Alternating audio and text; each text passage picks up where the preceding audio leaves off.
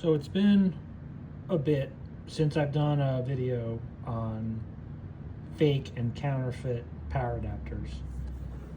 So you can see this one has the Apple logo. I'll put it there in the light. You can see it's right there. And it's not printed on, it's actually engraved in there. And when I thump on that, you can hear it's a solid piece of gear.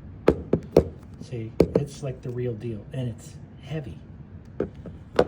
Now, I had a customer come today with this one, which is not technically counterfeit because it does not have the Apple logo. But you can see this piece doesn't match, and they had a piece of tape taped over this to hold this in place. But when I tap on that, it's super light. It just doesn't feel the same. And one of the cleats broke off. Now, this one has a little bit more weight than what I'm used to when it comes to fake ones. Here's another one, and you can hear this one.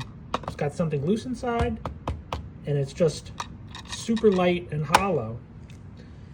And all of these fake ones can be like this one, where you can see it started to catch on fire. Also, see this silver piece right here? That's the ground for the third pin in your power cord. And you can see in this instance, it's not even hooked up to anything. It's only just positive and negative right here. And you can see how cheesy and cheap this is. And then see how this LCD is exposed, and you can see this aluminum on the power adapter. On a genuine Apple power adapter, this entire piece is completely jacketed in copper that is probably a larger thickness than this. This is just incredibly cheap and light. People have literally died from using crappy adapters like this. Houses have burned down. You can see this one caught on fire. Well, started to. Here's the sad thing.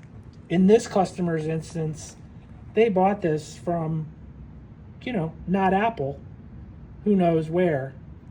But this just turned out to be a waste of money. And they probably paid $40 for an unsafe power adapter. You can hear how cheap it sounds, when they could have just bought the real article.